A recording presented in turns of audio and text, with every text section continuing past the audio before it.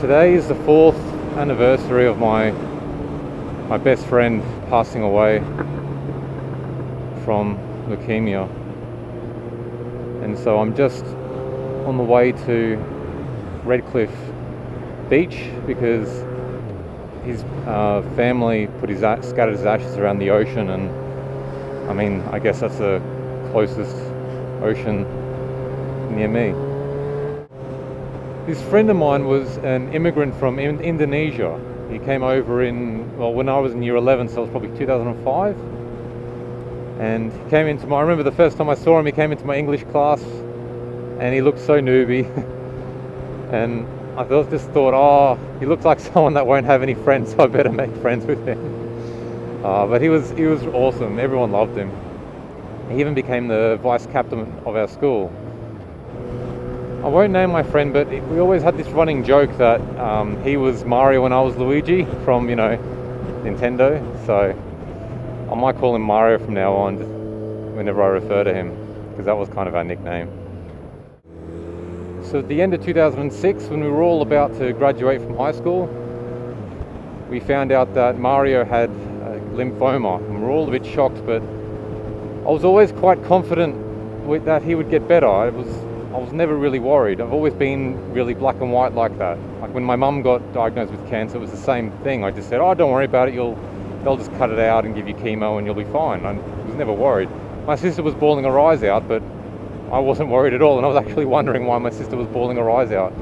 I was a strange child. He had to go straight to hospital and obviously start treatment. And I kept on visiting him, probably once every couple of months. I really wish I visited him more often, but by the sound of it, I was the only one that was visiting him. No one else was visiting him, which I found really strange. But he had a lot of friends in the Indonesian community that kept on visiting him more often, which was good, but we should have visited him more often. Now, he was in and out of hospital for about 2 years, and I still just didn't click. Oh, there's something horribly wrong with him and he might actually pass away. I was always like, nah, he'll get better. Every time I saw him, he looked worse. Every single time. He obviously he'd lose his hair from the chemo, but his skin was, his skin was getting really dry and pale and almost blue, and it was almost like it was cracking. It wasn't good at all. And still, even then, it just didn't click, it just went, maybe it was hope, I don't know, I just thought he would get better. There's one thing that I'm going to admit, and I always regretted this ever since he passed away, was that I remember there was one time we were talking about, I was talking about uni, I was bitching to him about how I didn't like the degree that I was doing. I was probably a year into the degree, and he was saying about how he's changed his mind about what he wants to study since then. And I remember saying that I wish I had that opportunity, and that he was lucky that he was able to have the time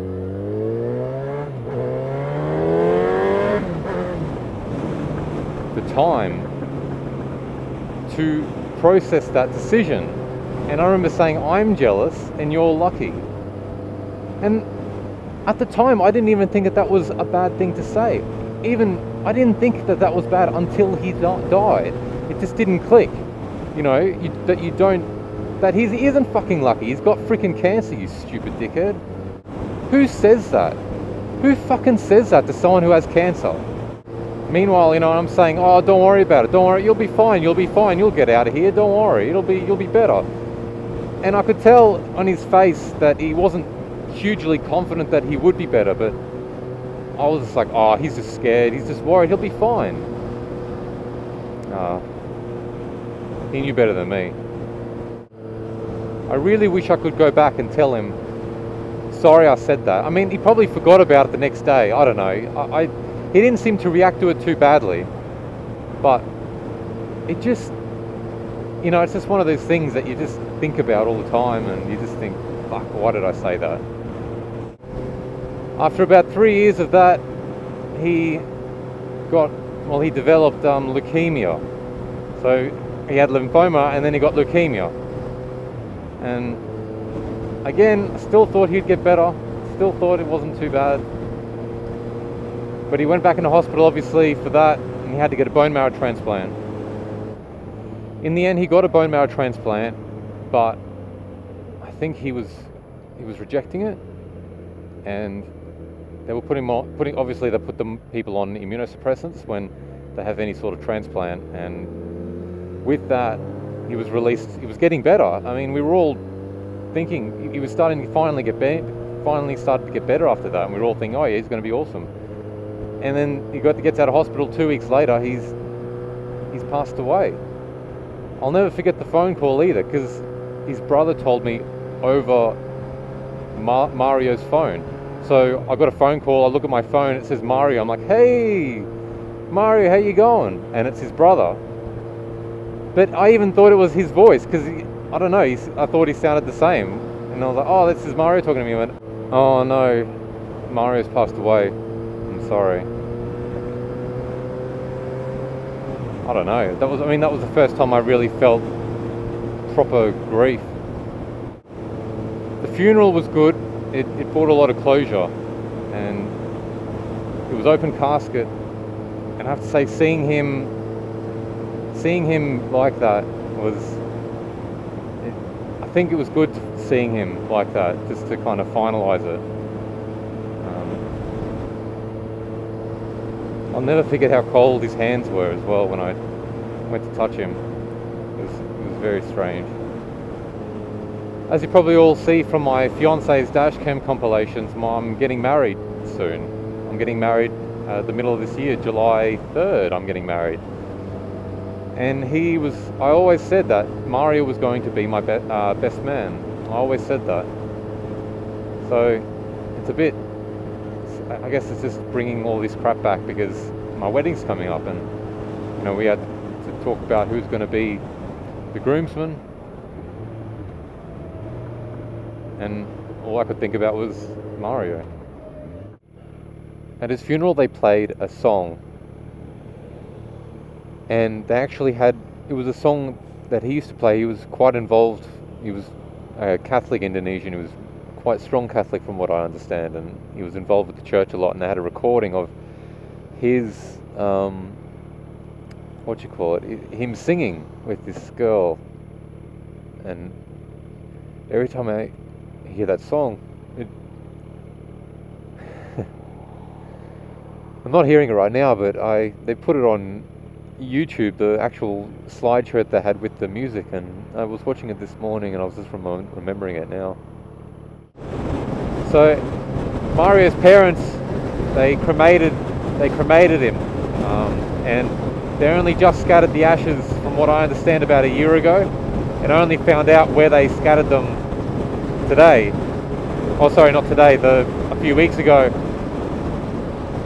and it was in the middle of the ocean, so I don't really have a place to go to visit him, which, I don't know, maybe it's a Western thing, I don't know. I've always thought, kind of grew up, that if you're going to mourn someone, you need to go somewhere to mourn them. So I've been a bit stubborn, and that's why I'm going to Red Cliff Beach, because it's the closest ocean beach, ocean, whatever, that we have near where I live. So I didn't really know what to do to remember him.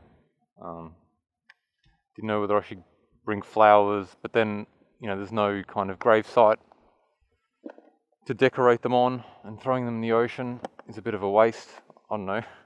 I know people might think that's a bit disrespectful. I'll admit I'm an atheist. I just don't believe in... I'm more agnostic. I just don't know what's there.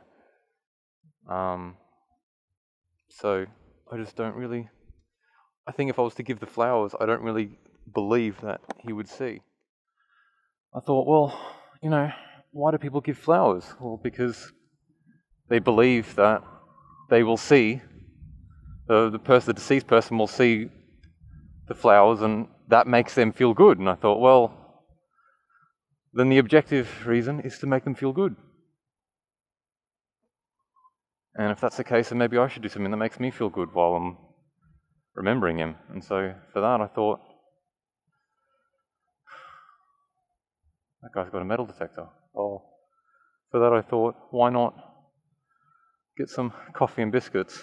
I know people probably think it's really silly, but I don't know, it just made sense to me. So I made myself a coffee and I brought some biscuits.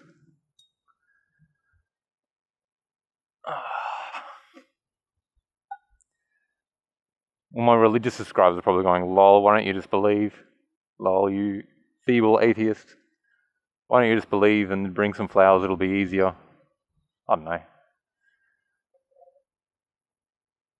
I really, really wish, for his sake, for Mario's sake, that I'm wrong. I actually do hope that I'm wrong, that there's something, but it's a lot harder than... Belief is a lot... It's not just a matter of choice, it takes a lot more than that. And unfortunately, I just don't have that. Alright. See everyone, and thanks for watching. Sorry that the whole video has been so depressing.